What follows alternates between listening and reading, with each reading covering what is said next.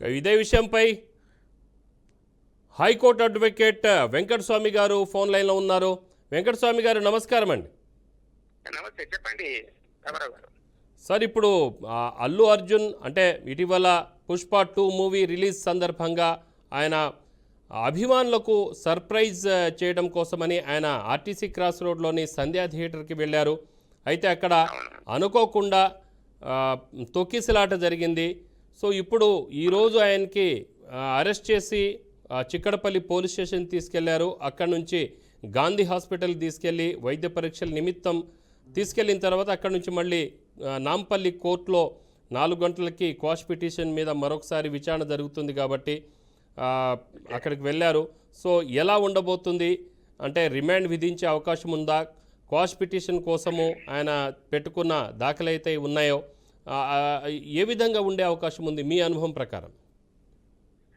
విషయం సార్, దీనిలో విషయం ఏంటంటే ఓల్డ్ సెక్షన్ 4A కింద ఇది బుక్ అయిందండి కేసు. ఓకే, అంటే దాని అర్థం ఏంటంటే ఇది ఇప్పుడు ఈయన కావాలని చేసుకునేది కానీ ఆదాపిస్తాడని జరిగిన ఒక సంఘటన. Okay, yes sir. అయితే దీనికి ఏంటంటే ఇతను సినిమా కోసం జనరల్ గా ఏంటంటే ఇలా డిస్ట్రిబ్యూటర్స్ యొక్క పార్టిసిపేషన్ ఎక్కువ ఉంటుంది. వాళ్ళు డిస్ట్రిబ్యూట్ చేసినప్పుడు సినిమా రిలీజ్ చేసినప్పుడు ఆ నిర్మాతలు కానీ ఆ తర్వాత ఇతర దానిలో భాగస్వాములు వాళ్ళు ఎక్కువ బాధ్యత వహించాల్సి ఉంటుంది. ఇట్లాంటి క్రౌడ్ వస్తుందని చెప్పినప్పుడు ముందు జాగ్రత్త చర్యగా అన్ని చర్యలు తీసుకొని చేయాల్సి ఉంటుంది. దీనిలో అల్లు అర్జున్ అని తీసుకుపోవడం అనేది రాలాపంగా జరిగే వ్యవహారం కాబట్టి ఒకవేళ అది వెకేరియస్ లెబిలిటీ కింద ఇతన్ని తీసుకుపోవచ్చు. కాబట్టి అతను బెయిల్ కోసం అప్లై చేసుకుంటే వెంటనే బెయిల్ వచ్చే అవకాశాలు ఉన్నాయి సార్. బెయిల్ కోసం మాత్రం పిటిషన్ కోర్టు దాఖలు చేయాల్సి ఉంటుంది ఈ విషయాలని చెప్పేసి. అయితే దానిలో ఇతను ఎందుకంటే కావాలని డెలివరీ చేసే వ్యవహారం కాదు, కానీ ఎప్పుడైనా కూడా ఇట్లాంటి సినిమాలు రిలీజ్ అయినప్పుడు ఆ సంబంధిత రిలీజ్ చేసే వాళ్ళు లేకపోతే ఇట్లాంటి ఫ్రీ షో చూపించిన వాళ్ళు తగిన జాగ్రత్తలు తీసుకోవాలండి. ఎందుకంటే అల్లు అర్జున్ అనేది గొప్ప బాగా ఫ్యాన్ ఫాలోయింగ్ ఉన్న ఒక మాస్ కానీ లేకపోతే ఒక క్లాసికల్ యాక్టర్.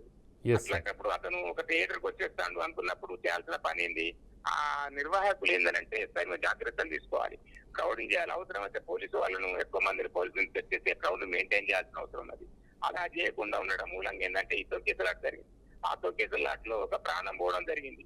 దానికి సంబంధించేసి ఇది ఈయన మీద అభండం అంటే ఇది ఆ వ్యవహారాన్ని ఈయన కూడా దాన్ని ఇన్వాల్వ్ చేయడం అనేది ఏంటంటే తాత్కాలికంగా అది సరైనది అయినప్పటికీ అది మరి ట్రయల్ లో అది నిలబడదు వాస్తవానికి అయితే. కాకపోతే వాళ్ళు ఏంటంటే ఏదైనా కాంపన్సేషన్ కోసం లేదా ఇతరత్ర వ్యవహారాల కోసం అతని మీద కేసు బుక్ చేసినట్టుగా మనకు ఇటుకు వస్తూ ఉన్నది.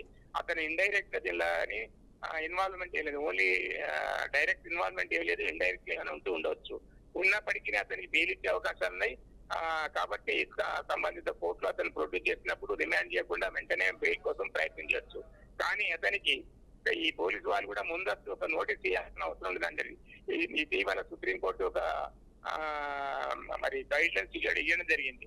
ఆ గైడ్ లైన్స్ ప్రకారం ఇది 304A కింద వచ్చేస్తుంది కాబట్టి పనిషబుల్ అండర్ సెక్షన్ 3 అంటే 7 సంవత్సరాల లోపటే ఉంటది కనుక ఇతనికి ఈయన కేసు విషయం చెప్తున్నా నేను, అక్కడ జరిగిన సంఘటన కోసం కాదు. ఈ అల్లు అర్జున్ గారి మీద ఉన్న కేసు విషయంలో నేను చెప్పేది ఏంటంటే అతని మీద ఉన్న కేసు కేవలం అది వెకేరియస్ లెబిలిటీ ఉంటుంది కాబట్టి కేవలం 7 సంవత్సరాల కంటే తక్కువ ఉండే పనిష్మెంట్ కేసు మాత్రమే ఉంటుంది.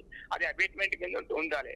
కాబట్టి ఇతనికి ముందస్తు వాళ్ళు నోటీస్ ఇవ్వాలి. Under section 41A CRPC old దాని కింద నోటీస్ ఇచ్చేసి ఎక్స్ప్లెనేషన్ ఇచ్చేసిన తర్వాత అతని ఎక్స్ప్లెనేషన్ ఇవ్వకుంటే అతనికి అసలు తీసుకోవాల్సి ఉంటుంది. కానీ ఆలాపేసాడుగా అతని పోలీసులు తీసుకొచ్చేసి నేను ఇతను అరెస్ట్ చేయడం అనేది మరి చట్ట విరుద్ధమైంది, అసలు ఇతని పర్సనల్ లిబర్టీకి వ్యతిరేకమైందండి. థ్యాంక్ యూ లాయర్ గారు. ఓకేనండి.